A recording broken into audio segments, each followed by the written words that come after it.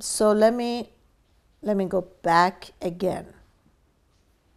What was the reason that you wanted to be on YouTube in the first place?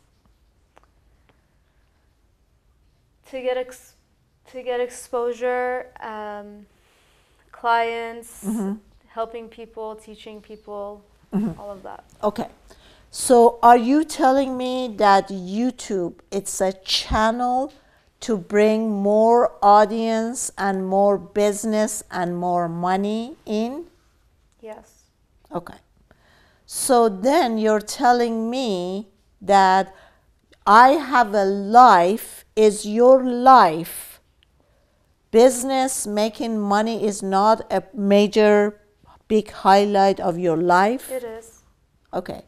So then explain to me, when you say I cannot do 5 videos and it takes time, there is editing, there is music, and you have a life, I just don't get it. The life part I'm talking about is my clients and my actual work schedule. I mean, for example, my weekends are gone. There's no way I can record on weekends because that's when I take my clients mostly. 5 days a week, we got Monday, 5 fingers, Monday, Tuesday, Wednesday, Thursday, Fridays.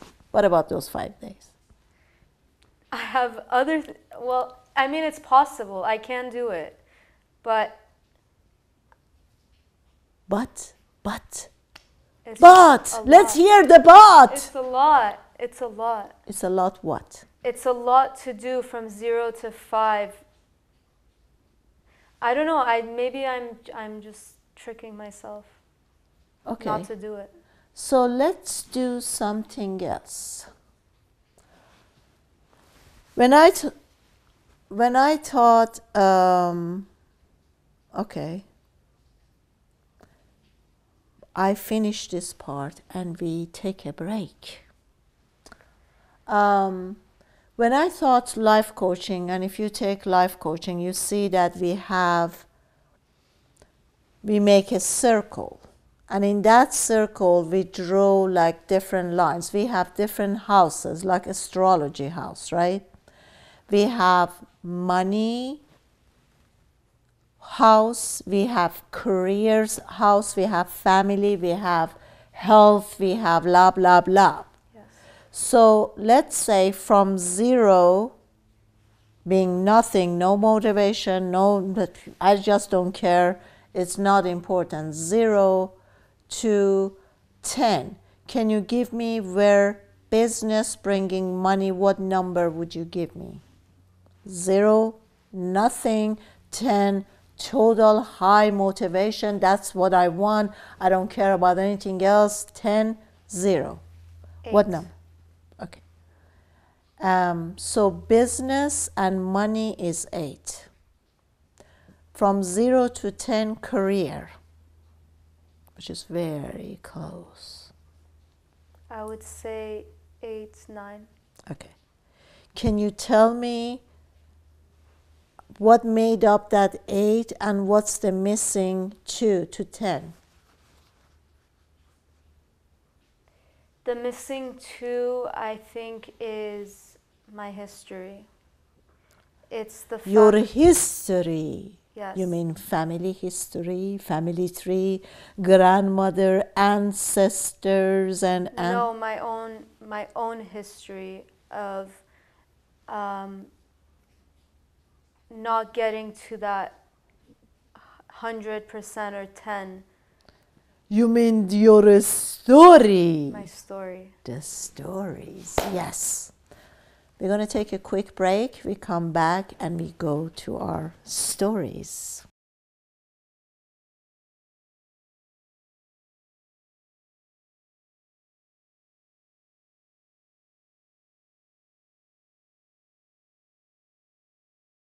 So stories, before our breaks, we were talking about, Nasran told us about what's blocking her or holding her back from achieving her goals is her history.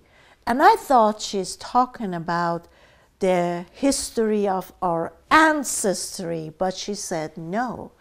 She was talking about her stories. So this character, all of us, our characters are living a story. So what's up in that story, Nastaranju? Or Vanessa? The story is just that it's just too much and I'll get overwhelmed, because I can get overwhelmed if I set too much for myself and put too much on my shoulders. I just sometimes feel like it's so much that I'm like, okay, forget about it. Forget this goal I had. Let me just be comfortable for a while, and then that while becomes a year. That is fabulous, fabulous. Not really. No, let me tell you why. Because, hello to you people back there. That just makes us think that how our characters are different. Do you see that?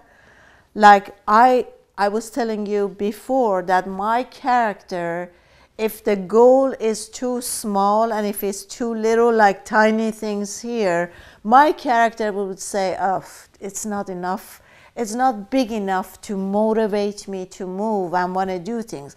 Give me something big, or give me a few big tasks that I get juiced up to go about it, and that self-motivation comes. You have a totally different character. You're telling me right now that if I, instead of 2 videos per week, if I'm going to be uploading, if I get obligated to upload 5 videos per week, I'm going to get overwhelmed. Oh my God, now I got to do Instagram, and I got to upload 5 videos on YouTube. Then I have a life. I want to have a date. I'm working on client. I'm overwhelmed. Forget it. This is too much. Is that the story? Yes. Okay. So we all have different stories, and that's what makes it so exciting, because how many of us would go every day and watch the same movie with the same characters? That's what makes life so beautiful and colorful. So what is the question about your story? It's not... That you get overwhelmed and you quit? Yes. It's not a question, it's a fact. I mean, it's what's happened till now. If I put too much of a goal and I set it way too high, it just becomes unrealistic, and it's so let me ask you this. 5 videos per week is unrealistic? It's not unrealistic, it's overwhelming. Overwhelming. Okay. So let's make your plate a little smaller that is digestible. What I would say is at least start lower, and then once I get a hold of it, I would be more comfortable. But we didn't tell you to start up with 5 videos. If you remember, we were setting up our short-term goals, medium-sized goals, and 1-year goals, right? So we categorize it into 3 groups: short goals, medium goals, and 1 year is not really long-term, but let's put it on long-term goal. Okay, so let's make your plate kind of small, juicy, desirable, manageable. So what can we put in this plate for you to be comfortable? 2 per week. Okay, so we have 2. You're going to upload 2 videos on YouTube per week, month, year? Week. 2 videos per week. Okay, so tell me, what does it take for you and how much time to record and upload 2 videos per week? Let's just work on 1. How much time does it take? 1 video? Mm-hmm. Well, that's the thing. I have never done that. So I would say it would take me at least a day or 2. A day or 2? Yes. Okay, can you break it down? Like, what are you doing that is taking 1 or 2 days? Well, the recording itself will take more than an hour. Once I record, the editing part, I believe, takes longer. I probably won't sit there for 5 hours doing it all at once. So I would break that into 2 days to be able to edit. So every 2 days, I would be recording and editing. So that takes up 4 days for 2 videos. Okay, so I still didn't get it. How are you doing? You're doing this 1 hour. Is your makeup, every video is going to be 1 hour? You can say that. I mean, I don't have an idea. I haven't really broken it down, but we can say 1 hour. Okay, let me ask you a question. Do you think I would sit for an hour to watch a video how to do makeup? If you're a makeup artist, you would. I have. But if you're somebody But that's, you're not dealing with makeup artists, because who are your audience? it could be anybody. Your audience, no, it's not anybody.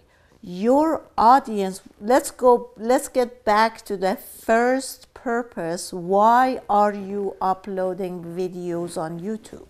Yes, I Why? said for people to learn how to do makeup, but those people can also be a businesswoman wanting to do makeup for work. It could be a makeup artist wanting to learn more in their field. It could be a teenager wanting to learn how to do makeup. That's how I started. I used to watch YouTube videos, and that's how I learned as a teenager how to start doing makeup. So let me ask you a question. When you were a teenager, would you watch one video that took an hour Yes. to teach you? You would do that? You had the patience Because to sit there? I love it. It's something I love to watch and do. So I would spend that time. For example, there's classes, webinars on makeup, and it takes more than an hour. And if you're interested in something, then you would spend the time to sit. So who would you, if you want to categorize your viewers, would you say that most of your viewers would be those who are as interested as you are, and they can sit down and watch an hour video, or they would be impatient like me, that I'm like, can you teach me in 1, 2, 3, 5 minutes how to throw something that it makes me look good?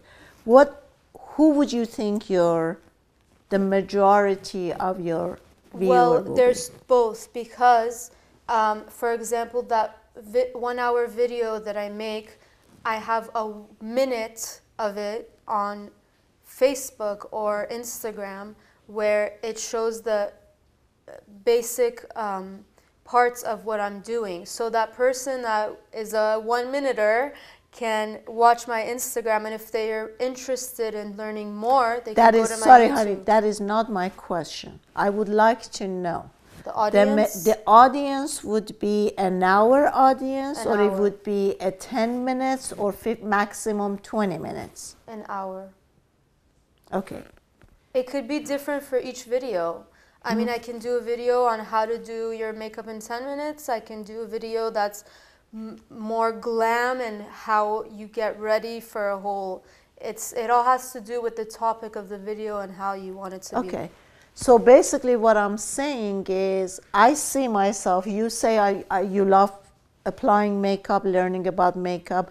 I don't have the patience for that. So show me something in 2 to less than 5 minutes for me how to learn it. Now, then we get to this point that you have to have different length of videos up there, right? Yes. So if you have impatient people like me that has to be less than 5 minutes, then you would have series of short videos of less than 5 minutes, right? Yes. So for that, how long would that take you to edit and upload on YouTube?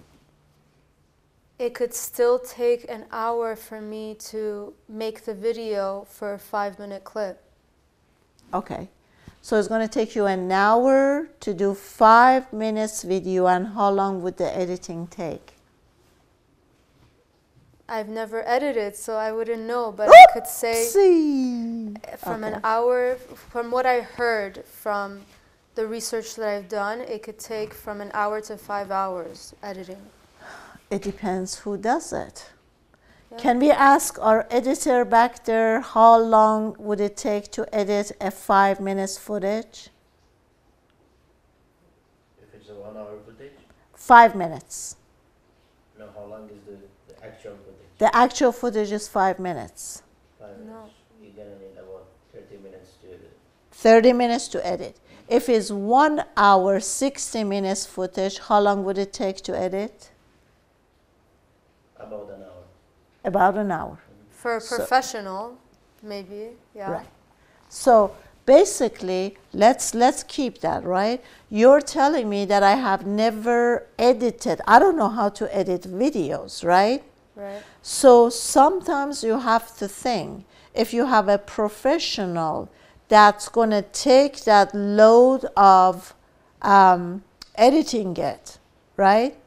And you pay the amount that you're paying to that editor will take a lot of time off you. You can produce more videos. You can create more audience, which going to bring you 10 times more money than what you would actually be paying the editor, which is, this is their profession. Do you see what I'm saying? I see what you're saying, but then I want to go back to how I am and how I see things, and that is because I'm a perfectionist, I would want to do it myself because I've had other people do something for me, and I always end up saying, if you want something right, you got to do it yourself. Oh, then we gotta work on OCD, obsessive compulsive disorders. Well, I don't think it's OCD. I think it's what I like, and I mean... Honey, let me tell you something. I've been there, done that. I made like, I don't know, 20-something exercise videos, and on every single one, I sat next to the editor to use this camera, do that shot, do this, do that, right? But as time passed by, I learned this is my problem and my mental issue, that I think I'm better than doing everything. And when I look back, one of the highlights that came up, it was my trust issue. I couldn't trust myself, therefore I couldn't trust anybody else to do a better job than I do. But basically, let's say that you think you will do it better. Have you ever sat next to an editor and tell them, okay, put this to this, click this part to this part? Have you ever done that? I don't think I can do it better. I'm just saying because I have... You have a vision. You want the camera to zoom, once it zoom in, you want this shot, and then you want... But when you have one camera, it's not that much editing to do. Like you didn't do sceneries that you want this, the birds flying here to the ocean, you want to go back, right? It's just the camera zooming on the face. How much editing? Do you see what I'm saying? Yes. So my whole point is, if you can trust or even sit next to a professional editor, which is going to do that in an hour or max 2 hours, right? You pay some little money to your editor. It gives you a lot of free times that you can upload more footages on YouTube. Is going to generate and create more clients, which is going to bring you the money in the first place. Do you see what I'm saying? Yes. And if you have a camera guy who, if you can find someone that you can easily work with, and they are, because sometimes we have camera guys and sometimes we have directors. And I know that you can get the combination of both. That he's not just a camera guy behind camera. He has an eye of what you're doing. So he knows how to get the best picture, best lighting, best zone, that you don't even need to edit it and like boom, upload, boom, down. Do you see what I'm saying? I see what you're saying, and that's a way to look at it, but that's not how I look at things. Okay, so let's not now put this aside, because the main point is you want, what's your main goal? You want to get as much, you want to bring in as much money as you can per month, that you don't have to struggle and worry about, is my rent money coming? Can I pay my car insurance? Can I do this and that? Wouldn't this be a priority for most of us, to have the minimum of our lives coming in so we can spend the majority of our times being more creative? You can say that. Okay, then if that's what most of us want, to not to worry so much about where do I get the rent? Is the rent coming? Is it, can I pay for that? All this energy that is being draining out instead of bringing more money in, then we got to look into more details of, am I being a perfectionist? Would I want to get deep into that part? Do I have trust issue? Do I want to get more deeper into that? I don't think it has to do with trust at all for me. I believe I trust too much, actually. How do you trust too much? I feel like I trust people too much. And in what way and what direction are we talking about? I mean, I believe everyone is good and does good. So, I mean, I always see that you can trust someone. And in what way? Be more specific. In anything. For example, friendships. I trust people very easily and fast, and most of the time I get hurt, but I still don't learn my lesson, and I still trust anyway. Okay, so let's separate our issues. Because I suffered from obsessive compulsive disorder, and being perfectionist is a part of that.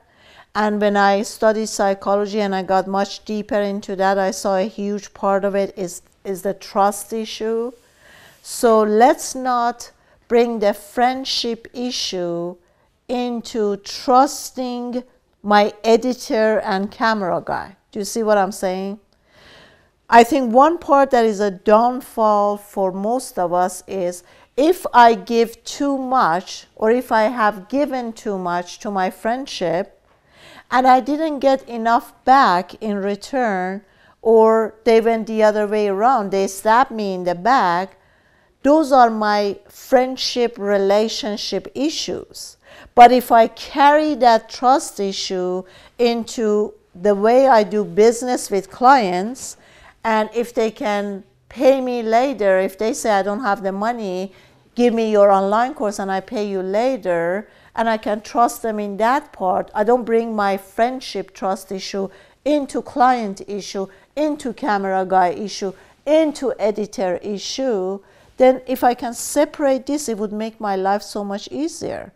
I never ever thought that my obsessive compulsiveness, not trusting myself, was playing such a big role in the way I was dealing with my camera guys or my editor.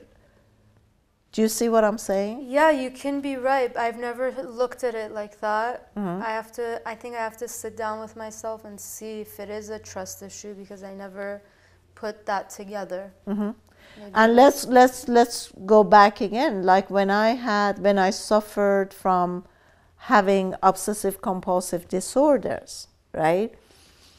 I also have trust issue. Would you think that a big part of self-esteem would also be connected to that. So the fact that I can trust my camera guy, that whatever he will deliver to me is good enough to upload it on YouTube, or my critical voice started to telling me that I look too fat right now, I didn't speak well right now, I made mistake right now, oh, that's not good, so let's just put this. Well, yeah, I can say that. I can say maybe his eye doesn't pick up the things that I like and I don't like. So I wouldn't, I mean, he can think that I look great in a part, but I don't think that. So maybe that's the part that I wouldn't trust, because he's not me. He doesn't know how I feel, how I think, how I see Let's things. put it the other way around. What I'm trying to say is, because my self-image of myself, for my programming of not having self-esteem, my self-image would not trust anybody out there to get my best side. Because if my self-image of myself, it's not pretty, what I see in the mirror is not what other people see, so of course there's going to be a conflict here. No one outside can see me the way I see myself with my head. They're not in my brain, right? Right. So all from the picture that I see in the mirror is the self-sabotage. I'm not good enough, I'm not pretty enough, I'm not skinny enough, I don't speak well, I have an accent, I make a mistake when I speak English. All of this programming is in my head. And of course, no camera guys is going to be in my head to pick up all this stuff. My point is, when all this programming is running in my head, there is no camera guy out there who's going to make me happy. Right. Right? Right. So instead of changing camera guys, oh, you don't make me look good, you don't know what you're doing. Instead of that, would I ever sit down and say, what do I do with this image? What's creating this? How would I change? What do I need to do to start loving myself and trusting myself? Do you know how we can work with that? Yes. How do we do that? By working on ourselves before anything else. How? You tell me, Miss Sudi Burnett. There's so much things coming out there, like so many information, like anything else, we're bombarded with information. So when you Google like self-love, now you hear everybody is telling you, you gotta love yourself. Everything starts with self-love. If I do a mantra from the morning, I open my eyes, I love myself, I love myself, I love myself, and I go to some chanting, I love myself, and I'll do all this stuff. Would you really think that my subconscious believed that? Or the whole time my subconscious is like, yeah, I believe it, I believe it. I believe it when you act it. Because I don't really agree with mantras. We can say 100 or 1,000 times per day. Do you think if every single day you make your New Year resolution to tell yourself every day 1,000 times that you love yourself, at the end of the day you would love yourself? Would you think that would help? I believe that the brain believes what you tell it to believe. Mm-hmm. So after a while, maybe a few months, if every morning you say, I'm a lovable woman, or I'm a happy, beautiful woman, every single day when looking in the mirror, you... Have you done that then? I have before, yes. For how long? I don't remember, it was a while ago, but it got to a point where I believed it, mm-hmm. But life happens, and things come up and things change. So it didn't stick.